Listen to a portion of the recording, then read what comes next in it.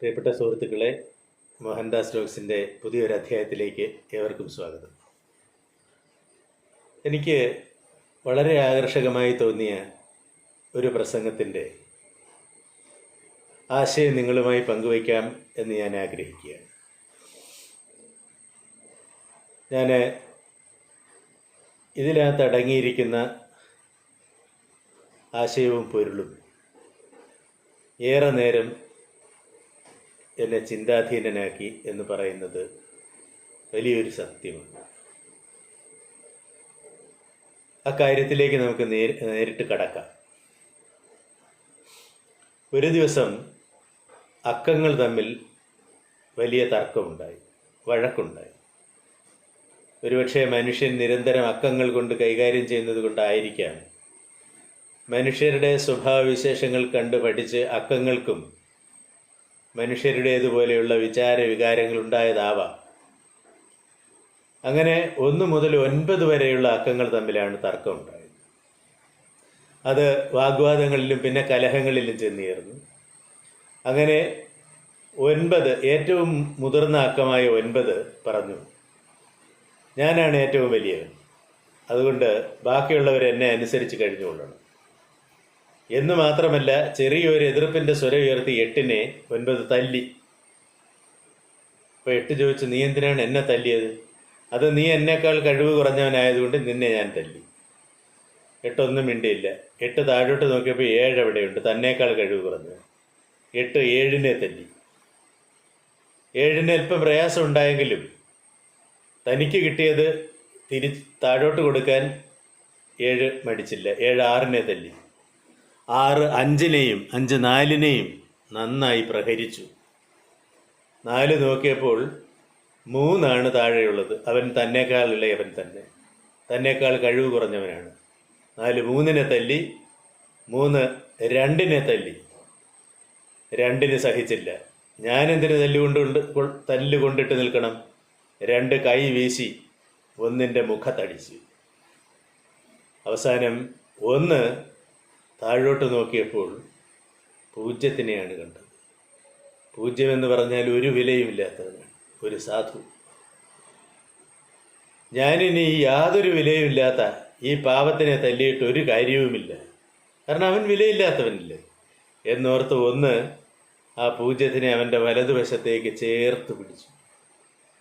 1 അതിൻ്റെ വലതുവശത്തേക്ക് 0നെ ചേർത്ത് പിടിച്ചപ്പോൾ 10 മാറി. ഏറ്റവും മിടുക്കനെന്ന് കരുതിയ 9നേക്കാൾ കരുത്തനായ 10 മാറി. പ്രിയപ്പെട്ട സുഹൃത്തുക്കളെ, ഇതിലൊരു വലിയ പൊരുളടങ്ങിയിട്ടുണ്ട്, ഒരു സത്യം. നമ്മളൊക്കെയും മനുഷ്യരായ നമ്മളെല്ലാവരും പലതരം വികാര വിചാരങ്ങൾക്കും പലതരം മാനസിക ഘടനയ്ക്കും ഒക്കെ വിധേയരാണ്. പെരുമാറ്റത്തിൻ്റെ പല തലങ്ങൾ പ്രകടിപ്പിക്കുന്നവരാണ്. നമ്മുടെ പെരുമാറ്റത്തിലും ധാർഷ്ട്യവും അഹന്തയും ഞാനെന്ന ഭാവവും എന്നെ കഴിഞ്ഞ ആരുമില്ല എന്ന തോന്നലുമൊക്കെ ഏറിയും കുറച്ചെങ്കിലും ഉണ്ടാവും എന്നുള്ളതൊരു സത്യവുമാണ്. എല്ലാവരും മോശക്കാരാണ് എന്നല്ല ഈ പറയുന്നതിൻ്റെ അർത്ഥം, മറിച്ച് നമ്മിലെല്ലാവരിലും ഇത്തരത്തിലുള്ള ഒരഹന്ത, ഞാനെന്ന ഭാവം കുടികൊള്ളുന്നു എന്നുള്ള യാഥാർത്ഥ്യത്തിലേക്ക് ഞാൻ വിരൽ ചൂണ്ടി എന്നേ ഉള്ളൂ. പ്രിയമുള്ളവരെ, മത്സരാധിഷ്ഠിതമായ ഈ ലോകത്ത് പരസ്പരം പ്രശ്നങ്ങളുണ്ടാവുന്നത് നമുക്ക് മനസ്സിലാക്കാം. കഴിവുള്ളവർ കഴിവ് കുറഞ്ഞവരെ കൈകാര്യം ചെയ്യുന്ന സാഹചര്യങ്ങളും ഉണ്ടാകും.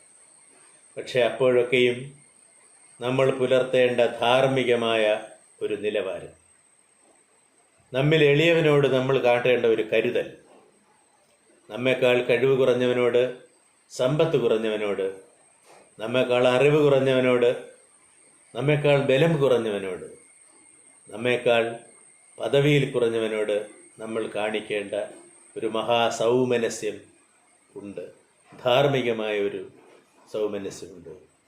അത് നമ്മൾ മറന്നു പോകരുത്. നമ്മേൽ എളിയവനെ നമ്മൾ ചേർത്ത് പിടിച്ചാൽ അവനെന്നും നമ്മുടെ ആത്മമിത്രമായി തീരുമെന്നും നമ്മുടെ ഇല്ലായ്മകളിലും വല്ലായ്മകളിലും അവൻ നമുക്കൊരു നിതാന്ത സുഹൃത്തായി മാറുമെന്നുമുള്ള വലിയൊരു സത്യം ഈ ചെറിയ കഥയിൽ അടങ്ങിയിട്ടുണ്ട്. അതുകൊണ്ട് പ്രിയമുള്ളവരെ, നമുക്ക് നമ്മുടെ ആലോചനകളിൽ, വാക്കുകളിൽ, പ്രവൃത്തികളിൽ, മറ്റുള്ളവരുമായിട്ടുള്ള ഇടപെടലുകളിൽ ഈ ഒരു യാഥാർത്ഥ്യം മനസ്സിൽ വെച്ചുകൊണ്ട് നമ്മിൽ എളിയവനെ ഏതെങ്കിലും അർത്ഥത്തിൽ നമ്മുടെ സഹായം ആഗ്രഹിക്കുന്നവരെ അല്ലെങ്കിൽ അർഹിക്കുന്നവരെ സഹായിക്കാനുള്ള ഒരു എളിയ മനസ്ഥിതി നമ്മിൽ രൂപപ്പെടുത്തിയെടുത്താൽ അത് ഏറ്റവും ശ്രേഷ്ഠമായിരിക്കും എന്ന ഒരു ചിന്തയാണ് ഈ പ്രഭാതത്തിൽ പ്രിയപ്പെട്ട നിങ്ങളോട് എനിക്ക് പങ്കുവയ്ക്കാനുള്ളത്. തീർച്ചയായും ഇത്തരം നല്ല കഥകളും ഉപകഥകളും ഒക്കെയായിട്ട് നിങ്ങളുടെ കുഞ്ഞുങ്ങൾക്ക് കൂടി കേൾക്കാനും മനസ്സിലാക്കാനും ഒക്കെ സഹായകമായ കാര്യങ്ങളുമായി ഇനിയും നമുക്ക് കാണാം. ഞാൻ എന്നും പറയുന്നത് പോലെയുള്ള എളിയ അഭ്യർത്ഥന നിങ്ങൾ ഇഷ്ടപ്പെടുന്നുവെങ്കിൽ അത് ലൈക്ക് ചെയ്യാനും ഷെയർ ചെയ്യാനും സബ്സ്ക്രൈബ് ചെയ്യാനും മറക്കരുത് എന്നുകൂടി അഭ്യർത്ഥിച്ചുകൊണ്ട് എല്ലാവർക്കും സ്നേഹാശംസകളോടെ ഒരു ശുഭദിനം നേർന്നുകൊണ്ട് നിർത്തട്ടെ. നിങ്ങളുടെ മോഹൻദാസ്.